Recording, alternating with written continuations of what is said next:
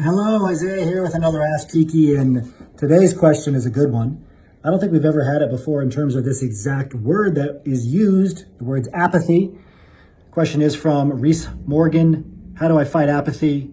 I want to get hired, but I don't have the motivation. I've been talking about motivation a lot this week. If you haven't listened to our newest radio show, I recommend listening to that. It should be out very, very soon if it's not already. You can find it on Apple, iTunes, Android, Google Play, Spotify. Just go to Cheeky Scientist Radio. This is a great question. How do I fight apathy? Very often, as PhDs, we don't even get started in our job search because we convince ourselves that the effort's not going to be worth it.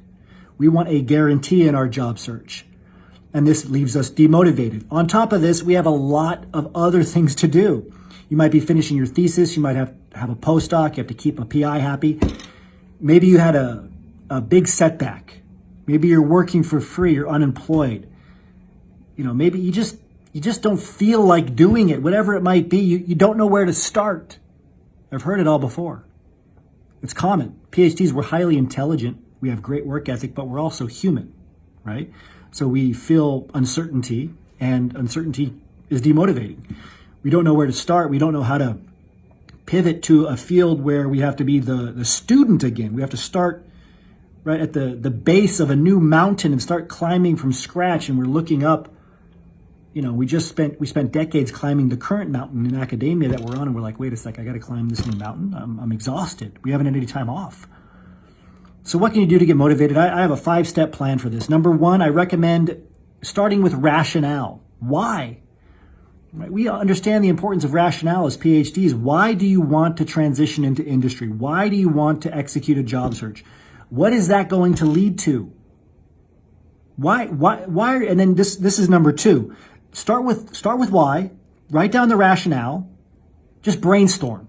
No other filter. Right? Just write down everything. New things that you have never put on paper might spring up. Actually do this on paper. This will take all 5 of these steps together will take 5 to 10 minutes. Number 2, get more specific. What is the worst that could happen if you stay in your current situation? This is a very specific psychological technique. It's been studied, lots of peer-reviewed journal articles on it, about focusing on the worst that can happen, feeling the pain of your career being a failure, of being in a postdoc for 10 years, if you haven't even started a postdoc yet. Look around to people that you would not want to be. Focus on their position. It's not the person, but the postdoc that's chased 3 postdocs. They've been doing a postdoc for 9, 10 years. You don't want to be that person, okay? Maybe it's a PI or professor that, got pushed out. They lost their tenure. They're frantically trying to get grant funding. I went through this. I saw my professor frantic, like panicked, couldn't get funding. Got rejected from a grant multiple times, like scared. Somebody that was like 15 years ahead of me.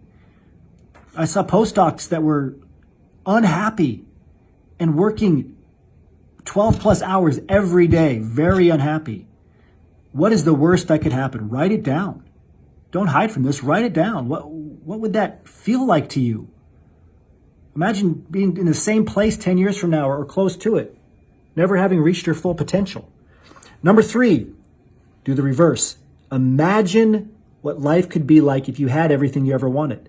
Turn off that, critical editor in your mind that all of us, we have a very strong critical editor as PhDs because we have to avoid confirmation bias in academia, right? So we get very critical, and it moves from being critical of information and critical of, data to critical of ourselves.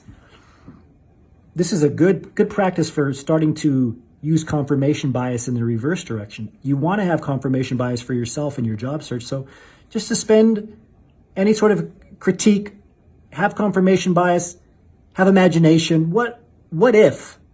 Explore the possibilities. What if you got into the dream job? What if you got into that data scientist job you never even needed to know how to program to start? What if you got into the highest paying position that a PhD can get into right now without industry experience, a medical science liaison position? What if? What if you got into the R&D position? What if the job search process was easy? Once employers found you, they wanted you right away. They paid you more than you even thought. What would that be like? What if this time next year you could be in a perfect industry job that you love and you enjoy and you're happy with? You have a great team. You're respected. What if it could happen next month? What if it could happen in just a few weeks after starting your job search? Number 4, how? The broad strokes.